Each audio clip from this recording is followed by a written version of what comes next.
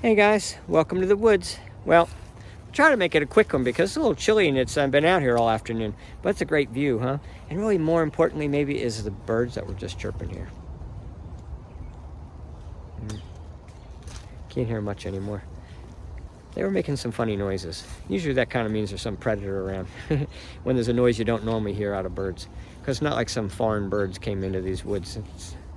It's wintertime, it's just our winter birds. They make all their same noises. But anyhow, I digress. But that's your little, breathe in the woods. Anyway, nothing better than nature to remind you of the positive love sense that you're going for, that everything's perfect and everything always works out and everything's cyclical, right? The part you don't always grasp is that we're energy balls. And we're walking around this planet out here knowing that we're connected to source, God, love, perfection, energy. And we're all connected to each other. And we're just an energy ball. All infinite untapped possibilities exist in our ethers. But you can pull out little pieces of it to say, well, on this simple level, I do see where that's true. And here's an example. You get together with a friend for lunch. And you go with a certain expectation of this is how I usually act towards them. We talk about, my doing in my life as an example. And we both talk about our doing in our life and the things we've done. And he's my go-to lunch person to talk about how I'm doing in life. Then you have other people you get together with on lunch, and they're my go-to talk about spirituality. This is my person I go to and tell them about what's going wrong because it's like my mom and she cares and doesn't judge anything or whatever, right? So we have these senses of people, and we turn up for them in a certain way. But now the other person has a little range. I'm really up or they're really down.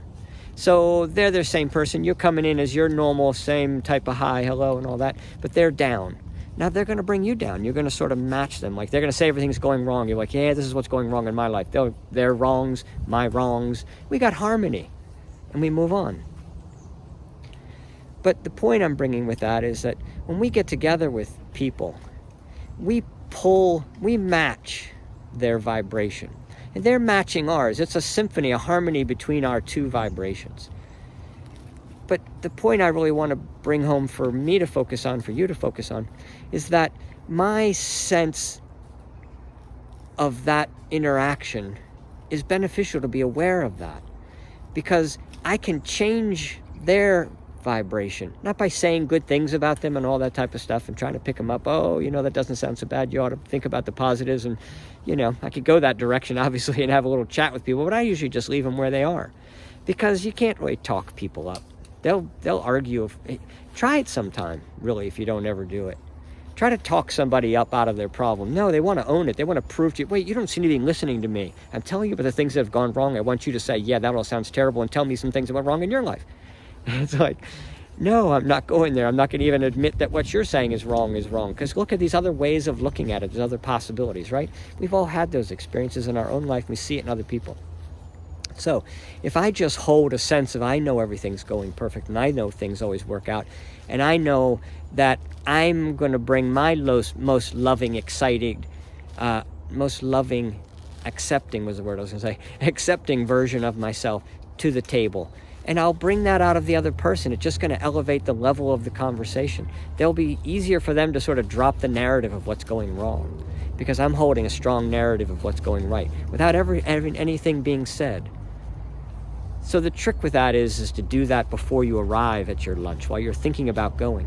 But you want to do that same sort of setting of vibrational intention when you're waking up in the morning, when you're getting in your car, when you're getting out of your car. When you're getting in your car, for instance, it's like, I want to have a smooth transition driving with traffic, and I'm expecting everything to work out fine for me, and I'm expecting myself to find a good parking space. And that all seems like hocus pocus, creative visualization type stuff or manifesting. But it's really life. I'm just giving it to you at the simple levels, that your drive will be more peaceful if you ask and expect peace in the drive. But that adds up and it becomes your life. But I like to focus on the whole life, the whole thing. Everything's always working out. I'm, in fact, just getting a mirror vibrational match to what I'm putting out. If I'm struggling, I'm putting out it's a struggle narrative. It doesn't mean if I'm trying to stop a struggle or ease someone else's struggle, or I'm whatever, or beaten down by a struggle. If I'm focused, my energy of attention is set on struggle, I'm contributing to struggle. First in my own life. Then I'm going to have to bring it to my lunch narrative and say, life is a struggle. It's people, like you ever have someone, if you learn, it's better if you sort of know it than just reading off the card, but you can read it right off the card. But the vibrational tone scale as you're climbing up from from despair up to anger, up to acceptance, up to love, there's a whole bunch in there. But you can tell a story with each one of those narratives, like from despair and then from like anger, and you can tell part of the story that deals with this is what I did to my neighbor yesterday. His dog's crapping in my yard all the time, so I put it in a bag and threw it up on their porch. And you talk up, and then you can talk about I realized my neighbor has trouble, buying any groceries, so I gave him a box of dog poop bags, and now I see him out there using them and he cleans them up. So, you can tell the same narrative at different higher frequency vibrations of understanding of what the narrative is between you and your neighbor and their dog pooping in your yard. And you see where people grab on. What part of the story is interesting? No one who's in optimism about, how delicious their relationships with other people always are, and they don't have problems with their neighbor, and they could never understand why they would take dog poop off of their yard and throw it on their neighbor's front porch that they would step in it or something like that. You just wouldn't get vindictive. So they're on a different vibration and a different sense of how things work. So I might be going into too much detail with that, but I feel like I think you hopefully know that narrative, how that works. But you line up to a narrative it's another way of saying you pick up on an experience out there on this planet Earth that's at the level, at the vibration, at the frequency to which you naturally emit. What you're focused on, what you're interested in, what you're watching. You'll find you're only interested in people who sort of match your vibration. I'm kind of angry today. I want to hear somebody talk about something angry. And I'll say to myself, I'm trying to make things right. I'm trying to get something. Let's listen to this guy because he's telling me how to get things right by telling me what's wrong. Well, that's just anger. You're angry. You're picking it up. You're listening to someone else's angry narrative, and you get locked in that wheel of anger, and you wake up in the middle of the night and you're frustrated, and you wake up in the morning and you want to call the people at work that have done wrong and straighten them out because now you got real clarity on how messed up they are. That narrative can keep going. It gets really bad and really drainful and really so damaging to yourself physically, and your vibration going out is so damaging to others around you, and everyone gives you their nasty side. And so then you're validating, you're angry, the world is messed up, it's so mean. Well, it starts with being mean to yourself. So you got to go in and be loving to yourself and accepting of yourself and accepting of what other people are doing, and realize that when you're listening to Funky, that's probably the first place. It's like, I know I'm listening to Funky and I really want to hear that, but let me listen to something that's more loving. Let me listen to someone who's talking about acceptance and perfection of what's going on around us. And let me focus on the 10 million things that are going right for every one thing going wrong. I absolutely guarantee it. But there's things we haven't even thought about thinking that are going right? There's so many things going right. We don't have time to even figure them all out. But who said it's our job to focus on, fester on, and solve all the things that are going wrong? That is not it. That's a waste of human. That's the only thing that we as humans, all life has vibration and energy. We're conscious of it. We're creators. We're conscious of it. We can tweak it. We know how to play with the knobs. That's all we bring to the table. That's all you're here to do. Play with the knobs. Give yourself a love narrative that you hear, that you think, that you feel, and now you're emitting it, and you're just watching for the matching beauty to come into your life. And the experience of the love that you're giving to yourself will be emitted out, and it will come back from everyone tenfold. Just watch it happen. You've got to stick at it do it for 30 days at least. But so many people just are so vehemently fighting for their position of, no, it's messed up. Be realistic, Dan. Be aware. Wake up, man. There's people suffering. You saying this suffering is good? I'm not saying any suffering is good. I'm just saying suffering starts within. Then you live it, and then you put it out. And you feed it, and you build it, and it grows. And we know that. but we just need to be reminded all the time. So I like Abraham Hicks. I think she's got a real clean message, and she talks a lot about this same kind of stuff.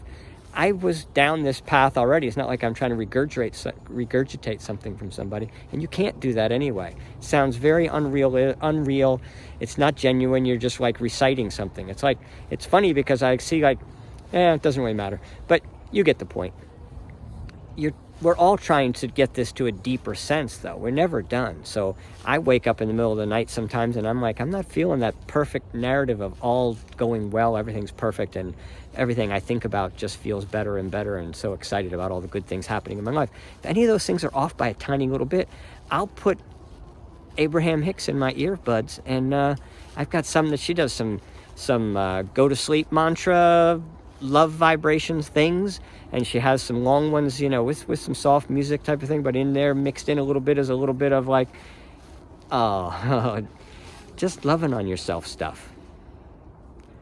And that just helps bring up your vibration. And once your vibration comes up, then it's very easy to carry your own narrative throughout the day. I don't have to listen to other people necessarily when I'm feeling good. When the good information, the sense of everything's perfect, oozing out of me, and every narrative I think about in my life, I feel like, wasn't that just perfect?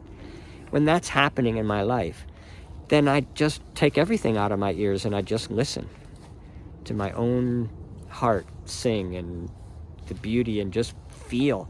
That's the important part too. You're not trying to figure all this stuff out to tell anybody anyway. You're just trying to feel it. So these kind of conversations just come out easily because you're just feeling it. What do I feel? How much love for myself do I want to express on the phone? And what words do I want to use to express what I'm feeling? So there's nothing you need to learn. You don't need to know names, facts, figures, nothing. Just be aware of your feelings. We overrate, your phone can outsmart everybody who wants to remember all the names, places, things, and name. They just basically, the spiritual ones say, just don't label things outside of yourself. Just let it be, just as an experience. Every time you see the same thing in a different mindset, it appears differently anyway. It's a little bit of an illusional type thing out there. But we experience what we allow ourselves feel worthy of, dream of, focus on. But remember, it's tricky. Focusing on what you want to fix because it's going to make things better is the same thing as focusing on what's wrong. It's all focusing on the wrongness, and it's going to bloom the wrongness. Just like those experiments you did in high school, when you focus on a plant, it grows faster. Play it Mozart, it grows faster. Leave it all by itself and never talk to it, doesn't grow quite as fast. Whatever you want to focus on, it grows. So just be conscious of it and focus on what's going right in your life and how perfect everything's been in the past. And that's 13 minutes. I think that's a good place to stop. Otherwise, I could just tell you that same story from other angles, right? All right. Love you guys, and come out to the woods. See ya.